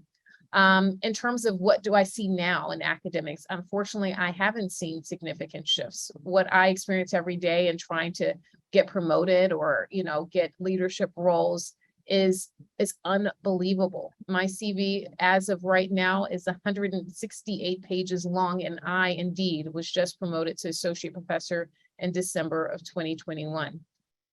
I have over 160 publications. I've given over 500 lectures. So then what is the metric for me to get to full professor? Do I need 300 publications? Do I need 1,000 lectures? And yes, while I'm on that trajectory, that seems a bit dismal. Currently at Harvard Medical School, only 6 Black women have made it to full professor in the history of Harvard Medical School. That includes all of our institutions, which includes Mass General, the Brigham, Beth Israel Deaconess, Cambridge Health Alliance, et cetera, Boston Children's. We can keep going. There are a lot of hospitals under our domain and the main quad institution. So why do I persist? I feel like I've been given a unique voice at a unique time to do certain work in the space that I'm in. And if I can make it any easier for those coming behind me, then I have to do that work. Going back to what John Lewis said to me, Congressman Lewis said to me, is never stop fighting injustice. And in my success, I see me fighting injustice. It's not for me, it's for it to be better for someone that comes behind me, for them not to have to overcome the hurdles that I have to overcome each and every day just to make it. So I hope that, Kelly, kind of captures some of the questions that you asked at the outset. But I keep pushing because I believe that that's the work that I've been put here to do. Yeah, and boy, have you been ever. I'm going to hand it over to Linda to keep asking you a few more of these questions. Thank you. Yeah, thank you so much, Kelly, and thank you, Dr. Stanford. I just want to encourage everybody to continue to use the Pigeonhole. We've got a lot of great questions here. You can upvote the questions that you are really interested in. And I think that you have actually covered a lot of what people have been asking. I think that, one of the questions that is that Kelly posted, and it's definitely been on my mind, is what can we do as leaders in our own right in our fields, people with relative positions of power, how can we make change, and how can we uplift our colleagues and make a better space for patients and colleagues. Yeah. I think the key thing is to give us agency, give us voice. In many positions, those that come from underrepresented group do not have the power. We don't have the agency. We don't have the voice. Indeed, part of my struggles with even getting promoted had a lot to do with me not having the voice. When I would meet with my division chief, I would meet to get, and for those of you who don't know, at Harvard, we start off with instructor, then we go to assistant professor, which is where everybody else starts. And then you go to associate, and then you go to full. So our instructor is everybody else's assistant, our assistant, or is everyone else's associate, and our associate is everyone else's full. And then the full professors are, I guess, like all Nobel laureates. I mean, not really, but you get what I'm saying. So I kept, meeting with my division chief. And, when I met with him the first year, he was like, well, Fatima, you need at least 20 publications. I was like, okay, I'll work on that. All right. So I met back to him the next year. Okay, Fatima, you need 40 publications. All right. Well, that's double what you said last year, but okay, I'll get to work. Next year, Fatima, you need 60 publications. This is all to get promoted to assistant professor. Ann Klebanski, who's now the CEO of Mass General Brigham, one of the highest ranking women in the country, came to me. And she said, Fatima, why are you still an instructor? And I said, well, every time I keep meeting with my division chief, he keeps moving the finish line. As fast as I am, I can't get to the finish line if you keep moving it. And she was like, well, just come over to neuroendocrine. I was like, how do I do that? She said, oh, I'll do it tomorrow. I was like, you just do that? Yeah, I'll do that. And she's like, yeah, then you need to go for promotion. The next day she put me up for promotion. I've been waiting for 4 years. So I told that story, Lindo, for exact reason. She created a path. She created a way. She saw inequity. She recognized it. I didn't tell her. I didn't know that she had the ability to do that, but she did. And I appreciated that. That's what we need to be doing. When we see those that may be working hard, been doing really the great things, but aren't getting recognized, aren't getting promoted, we have the power and our positions of power to change that dynamic. Right now, I have another 4 years and 3 months to wait before I'm even considered for full professor, according to the Harvard rules. Is that just? I don't think so. Could someone really go above and beyond and change that? Possibly, but they have to be willing to do that. And that's what I think Anne was willing to do. So in your respective organizations, in your respective domains, you have those privileges and powers to move and elevate individuals that should have been anyway. And they then can have agency to help those coming behind them. So that's an important consideration.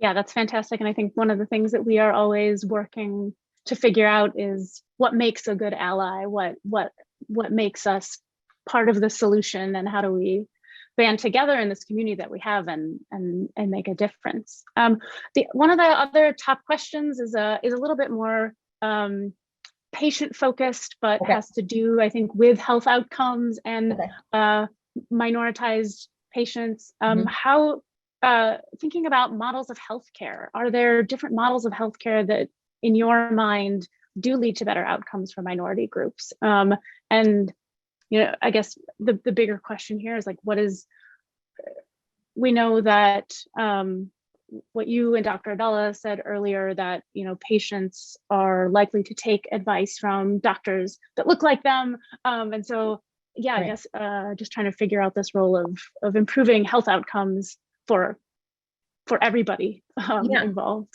I think that right now, if you look at any of the ways that we practice, even with PBMs, I don't feel like the voice of those that are underrepresented is incorporated into how we look at those models. And so while we may potentially shift the needle and slightly improve outcomes in certain groups, I don't think that will make measurable change because the voice of the individuals that we're trying to change haven't been incorporated, right? So I think we have to be in the community and not just go there, do our study, and then leave.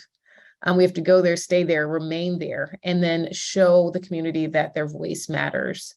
I'm going to use a patient because I think it's easier for me to illustrate with actual patients and explain how this can be done and how, whether it's in the system that I work in an ACO under the Mass General Brigham or anywhere else, and how the individual matters. So I have a young woman 47 years old that came in, let's say late 30s, early 40s.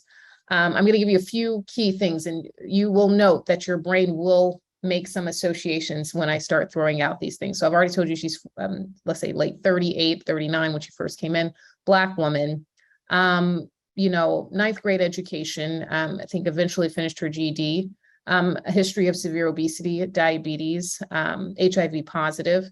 So there's a lot of things I just gave you, right? And so you may have made certain thoughts, et cetera, judgments about who that person is. And when she came into our office, I felt like she would benefit from bariatric surgery, but my whole team has to agree. And there's one particular psychologist who has always, for the 10 years I've been here, denied every Black woman basically to get to surgery. Now, thankfully, with this particular patient, I was able to utilize medications to really help treat her. The assumption with this particular psychologist was that, she wouldn't be dedicated. Look at how her education and her chronic disease, and she'd never be able to follow through. I've been seeing her for 8 years. Has never missed a patient appointment, has had her diabetes go into remission, no longer has severe obesity, has mild obesity. HIV has been under control for the last 12 years. Yet we make these assumptions at the outset. So these judgments about her value and her worth and her ability to achieve, sticking to recommendations. Let's stop doing it. Just stop. Think about those things that came to your mind when I gave you the list of things that really characterized her, and how we can treat those individuals differently than the VIP who happened to give a wing to the hospital that, all of a sudden is a VIP. I don't treat them any differently than that woman. And I should, because maybe I'd have more money.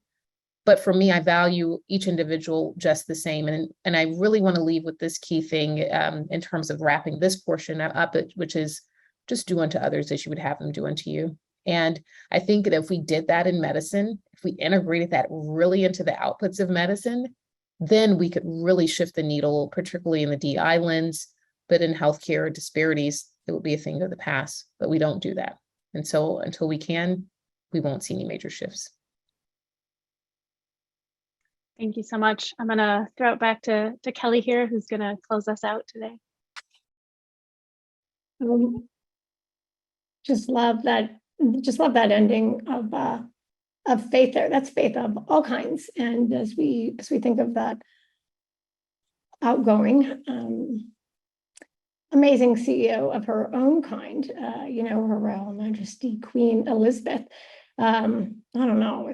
It's cool to hear you think about how to use your power, Fatima, and also how to build your power that you're so generously helping everyone here do.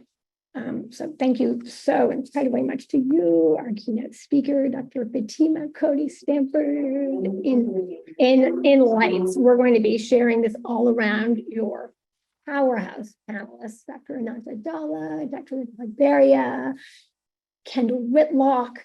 I feel like we should put Tracy Brown in here as well because she led us to Kendal. But thank you to everyone for saying yes and yes again. All that we've learned about clinical trials, inclusion, all we've learned about going way further upstream as well during Dr. Stanford's keynote. Just remarkable. Thank you to the audience for asking such engaging questions and for really tuning in, and helping us build WELD as a strong community. Really, truly awestruck while you're looking at the names and faces on our screen today. Of course, we could never, ever, ever, ever do this. We couldn't begin to think about doing it without you, Abbott, without you, Novo Nordisk, without you, Insulet. And thank you for making what is possible. It is a very different world today in what can be possible for people with diabetes, for people with obesity, for people with cardiovascular disease, people with kidney disease, people with brain disease, even, the direction that all of us can go is so much better than it was. And to think about all of the work that must be done so that we can think about these in ways that really build and exude health equity. So thank you so much again, for really providing the opportunity for women leaders, for emerging women leaders, for established women leaders, for all of the allies to really learn, connect, and take action, and learn to take action anyway on those those things that are so important in the world in and around diabetes. And we're going to be wrapping up for our fourth quarter event, all about the ideas coming out of this. So, today's gathering, we really see did help move our learning forward in social determinants of health, just like we started out with Dr. Felicia Hill-Briggs telling us about social determinants of health and about that incredible piece, the piece in diabetes care that showed the scientific review of social determinants of health. And to all of you who were with us during the ADA, with us in reality, with us in spirit, with us as we went to the Whitney Plantation, and as we continue to really learn about all of the different ways that change is possible. So we say, the opportunities for action, I don't know, they're pretty endless. At least they're numerous. We really invite you all to share this new knowledge with those of you at your organizations, reflect on the actions that we can take together, that you can take individually. We hope that this will be part of a lot of dinner time conversations or breakfast conversations, lunch conversations. Thank you, everybody here, for taking such an important step in your leadership and in joining us today. We can't wait to see you on November 21st for our final Wild event of 2022. And like I said, that's when we're going to reflect back and think about what is possible, what we want to see. If AstraZeneca can be making huge goals for what will happen in 2025 on behalf of their boards of directors, I know that we can do this at Wild too, where we can think about what we most want to have happen. And again, we really urge you, if you were not with us at the beginning of this year of study on social determinants of health, to go back. We'll be sending you the link to Dr. Felicia Hill-Briggs, again, the first author. She and the team worked for 7 years on this piece in diabetes care, and we'll be following up with those links as well as a recording of this session soon. Thank you very much to Insulet in particular for teaching us how to use Pigeonhole. We know we're going to be coming back to Dr. Fatima Cody Stanford with answers to more of her questions. She works harder than anyone we have ever seen. We can't wait.